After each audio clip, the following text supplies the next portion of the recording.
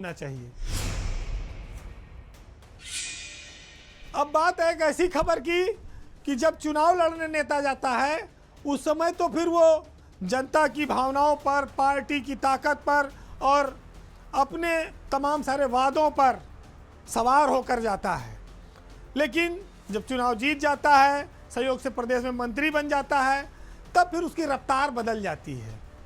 आज हम आपको एक ऐसी खबर से रूबरू कराएंगे योगी सरकार में, जहां एक और प्रदेश में विकास की रफ्तार तेज करने के लगातार दावे हो रहे हैं, वहीं उनके कई सारे मंत्रियों की लोकप्रियता लगातार घट रही है, गिर रही है और उनके क्षेत्र में भी लोग अब उनसे नाराज नजर आते हैं। आप ये कह सकते हैं कि जो बड़े बड़े नाम हैं, बड़े बड़े मिनिस्टर हैं, जिनको लाखों वोटों से जीतने का श्रेय हासिल हुआ, उनकी स्थिति अब अपने ही क्षेत्र में पतली हो गई है। उनके क्षेत्र की जनता उनको फिसड्डी मानने लगी है, उनसे नाराज है। और ये खुलासा एक निजी संस्था के सर्वे में किया गया है, जो प्रदेश के दिग्गज मंत्रियों की पतली हालत की सूचना देता है। सर्वे में यह साबित हुआ है कि बड़े बड़े नाम वाले मंत्री अपने दम पर कुछ नहीं हैं, पार्टी के दम पर बड़े बने हुए हैं। उनका अपना व्यक्तित्व जनता को प्रभावित नहीं कर पा रहा है। आज हम आपको बताएंगे कि सबसे ज़्यादा वोटों से जीतने वाले गाजियाबाद से मंत्री हैं सुनील शर्मा। वो 2 लाख वोटों से भाजपा के टिकट पर विधायकी का चुनाव जीते हैं। साहिबाबाद विधानसभा है उनकी, लेकिन आज की हालत में उनकी लोकप्रियता अपनी विधानसभा में तेजी से घट रही है। जनता के बीच मात्र 32.40% लोग उनका समर्थन कर रहे हैं। दूसरा नाम है बलिया नगर से विधायक और सरकार में बहुत चर्चित मंत्री हैं दया शंकर सिंह। परिवहन मंत्री हैं।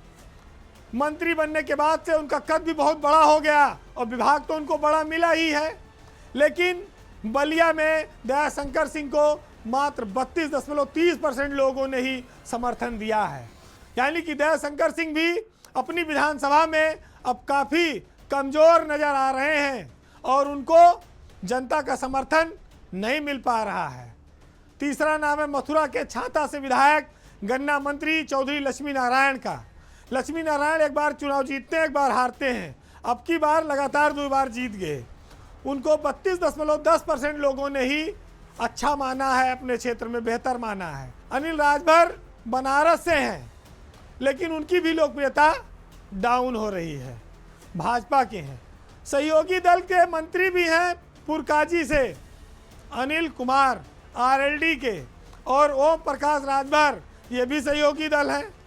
इन दोनों का भी हालत खराब है।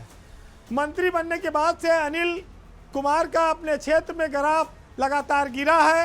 32.30% लोगों ने ही उन्हें बेहतर विधायक माना है और उनकी स्थिति यह है कि भाजपा के साथ आने पर मंत्री पद तो उन्हें मिल गया, लेकिन अपने इलाके में वो अपनी ज़मीन खो रहे हैं, कमज़ोर कर रहे हैं।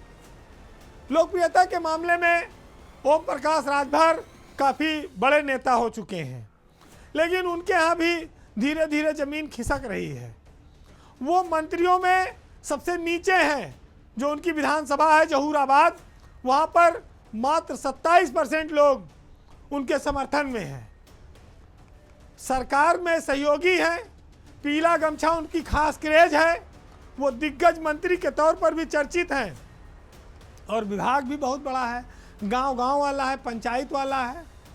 लेकिन अपनी विधानसभा में जो सर्वे में उनको मात्र 27% लोगों ने ही अच्छा कहा है। तो इसका मतलब यह है कि उनका ग्राफ काफ़ी नीचे है। जो ऐसे विधायक मंत्री बने हैं, सरकार में बड़ा ओहदा लिए हुए हैं, उनको ये सोचना चाहिए कि 2 साल बाद चुनाव में जाना है। अगर अपने ही इलाके में आपकी लोकप्रियता घट रही है तो फिर सत्ता की मलाई 2 साल बाद उसका खामियाजा कहीं भोगना न पड़ जाए, इसको लेकर अभी से सतर्क हो जाइए। सियासत में लेकिन समय समय पर मूल्यांकन इसलिए होना चाहिए क्योंकि सरकारों की जवाबदेही सामूहिक है। किसी एक मंत्री, 2 मंत्री, 4 मंत्री की अगर लोकप्रियता घटेगी, उसकी वजह से सीटें कम होगी, तो नुकसान तो पार्टी का होगा, मुख्यमंत्री का होगा।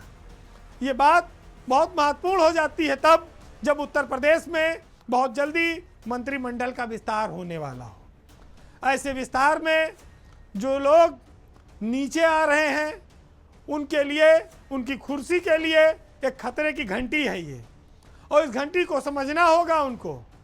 जब अपने इलाके में ही कमज़ोर हो जाओगे तो विधायक न बन पाओगे, न विधायक बनोगे तो फिर मंत्री भी नहीं बन पाओगे।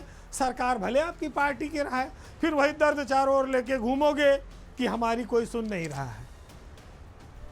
तो फिलहाल इस सर्वे के बाद आपको ले चलते हैं साहित्य की ओर, जहां पर मंत्रियों के लिए तो ये सब दाग आए दिन झाड़ फूक के हटा देने वाली चीज़ें हैं।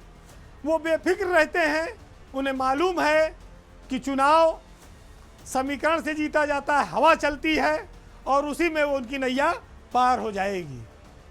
वादे जो करके आए हैं दोबारा कोई पूछेगा नहीं, जनता की मेमोरी छोटी है, भूल जाती है, और पूछेगा भी तो जवाब क्या देना है।